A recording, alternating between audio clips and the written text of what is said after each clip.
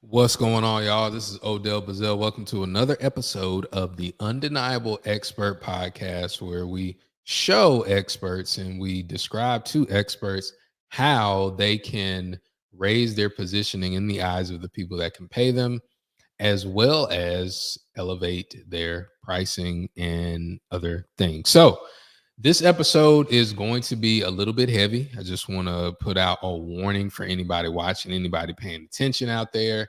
Um, we're talking about overcoming emotional entrepreneurial depression. And so I want to just start out by saying I'm not a mental health professional. If you are suffering from any severe mental health anguish or depression or anything like that, seek a professional. This is not from a mental health professional. This is me talking about my experiences and other friends and colleagues that I know in the business, and also how to overcome it. And so I believe this, and we'll go ahead and jump into it. I believe that um, everybody battles with ups and downs of life, and that's not, you know, that's not just entrepreneurs. That's everybody. And so if you are an entrepreneur, if you're not an entrepreneur, you're going to deal with different times in life where you're really sad. You're going to deal with different times in life where you're really high. But I want to speak to those that are entrepreneurs and you use your expertise in your entrepreneurship, or if you are an entrepreneur, you should be an expert in doing whatever it is that you do because you want people to pay you. So I was raised I'm an 80s baby. I was raised in the South, raised very conservatively. If you don't know what that means, conservatively, really underneath the church. We didn't talk about therapy. We didn't talk about all that stuff. We also didn't discuss much how to process and get through your feelings. I'm going to tell you something. If you are an expert and you want to get into entrepreneurship, it's hard. It's harder, in my opinion, than just getting a job. It's really difficult because you're dealing with a couple of things that go against human nature. First and foremost, you're dealing with, and let me back up and paint this picture. In ancient times, I'm talking, you can talk Bible times, you can talk back in the day when everybody had tents and people didn't have regular homes and buildings to live in. If you were ahead of the pack, you faced a lot of danger. If you were behind the pack, you faced a lot of danger. The best place to be is kind of in the middle because you got people surrounding you. If there's an encampment of people, if you just picture this, there's a circle of tents, if you will, and you're on the outside of that, the animals will get you first. You know what I mean? So in our minds, in our primitive prehistoric brains and minds and psychology, it's better to be in the middle. It's better for your safety and for your survival. So if you're saying I want to be an entrepreneur, you're saying I want to be on the outside. I want to be ahead. In many ways, you're saying I want to be by myself. It's hard, y'all. So that's one reason that it's hard. The other reason that it's hard as we get closer and deeper into modern times, people say no all the time. They reject you every single day. And that's hard emotionally because I want you to think about this. If you have a job and you have a steady paycheck, you know, if I show up to work, if I do my job, if I have a satisfactory job, I don't have to be amazing. If I just do a satisfactory job, I'm going to get this amount of money. There's certainty there. No matter what all the entrepreneurship industry titans say, There's certainty in a job. In entrepreneurship, there isn't any. There's not any. You don't know what's going to happen. You don't know if a whole bunch of people are going to say yes to what you sell or nobody. You literally don't know. There are different things that you can do, to different business models that you can take on, to whereas you can fix some stuff to make it so that it's not so one and done. You can have memberships, you can have subscriptions, you can have all these different things. But you're always looking at, well, how long is this going to last? I don't know. I just finished watching the Netflix special on Vince McMahon, Mr. McMahon, the founder of the WWE. And it just talked about his, he built $1 billion company. And there were certain times where he was, man, I might have to sell this company, or we might go under. How is that? If you build $1 billion company, how at any time? So there's uncertainty there. So now if you're tracking with me, when you're getting into entrepreneurship and you're trying to figure out, is this something that you want to do? You're going against your primitive brain, the psychology, human psychology. You're going against it because you're trying to go outside of the encampment. You're trying to go ahead of the pack. And then the next thing is you're dealing with uncertainty. And if you're always uncertain, that messes with your mental health. Because I haven't even talked about the other stuff in life.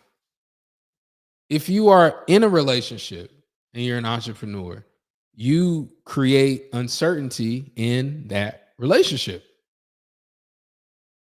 If you're not in a relationship and you don't have anybody there to hold you when you're crying, you have that dynamic going on. So it's a perfect storm for you to be disappointed. When you have an abundance of disappointment, you reach depression. So what do we do? That's what this episode is really all about. It's not discouraging or encouraging anybody to go after entrepreneurship. This is the Undeniable Expert Podcast. We want you to raise your positioning in the eyes of the people that can pay you. By the way, a couple of things that I want to present to you, I wish somebody would have presented it to me more succinctly, are you don't have to be a full-time entrepreneur to still be a successful entrepreneur. That's something that I wish I would have known. You don't have to be a full-time entrepreneur to be a successful entrepreneur. To be a successful entrepreneur, you need to be in profit. You need to be making money from your output. That's all. And I tell students this whenever I speak to business students and entrepreneurship students. You're an entrepreneur whether you work for one company or a bunch. You always work for you. It's just if you are full-time with one company, that's just your biggest client.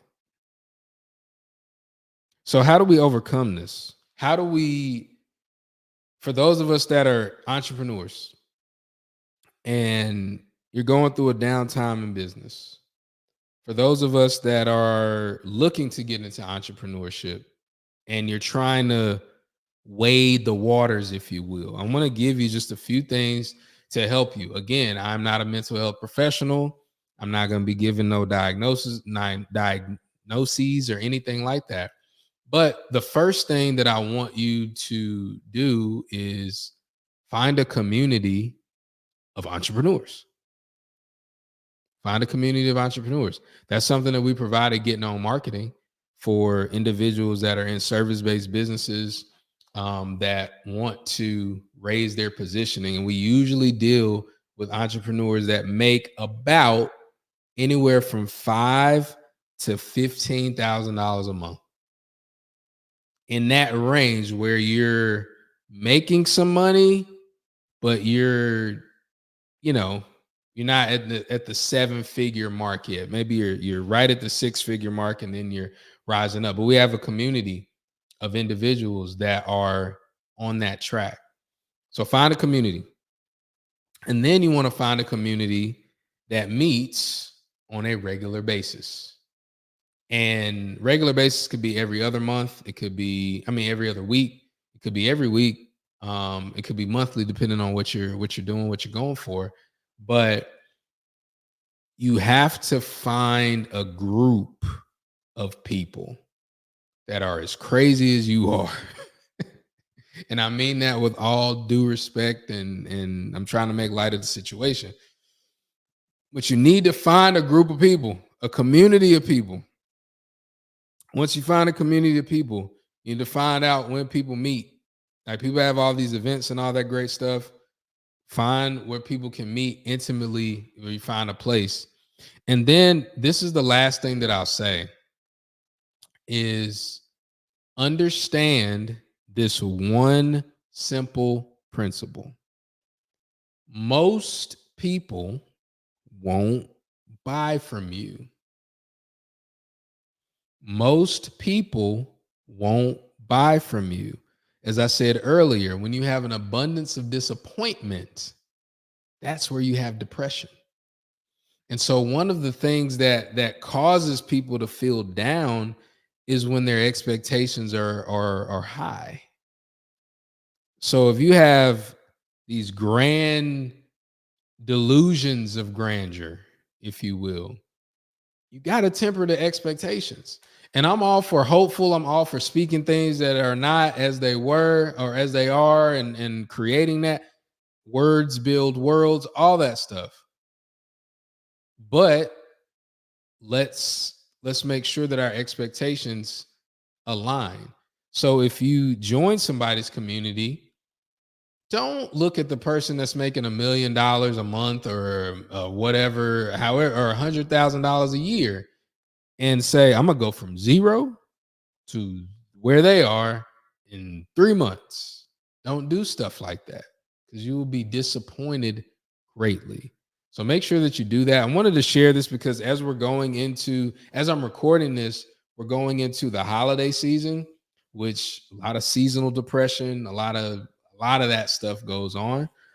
So I want to make sure that you're taking care of yourself, that you are mentally taking care of yourself. Listen to inspirational, motivational types of things. That's something that we're going to start producing more of inside of Getting On Marketing as well. So make sure that you're doing that. And I wanted to share this. I didn't want to be a downer. I will say this, as of this recording, we are promoting our next marketing summit. It's taking place about a month from today as I'm recording this in Dallas, Texas. It'll be a great thing for you to come to. Great thing for you to come to, for people to break bread, people to talk. You'll be in a TV studio half the time, and we'll be sharing a lot of different things. So it's really important for you to be there, specifically if you're in the Dallas-Fort Worth area. So yeah, hopefully this was helpful. Let me know in the comments, or let us know if this was helpful to you, and share some things that you do whenever you're feeling down. I'm not going to say that you're depressed, but if you have suffered from that, if you suffer from severe burnout or something like that, let us know what you do to overcome that. And we'll see you on the next one. And remember, we'll see you at the top, not from the top. Take care.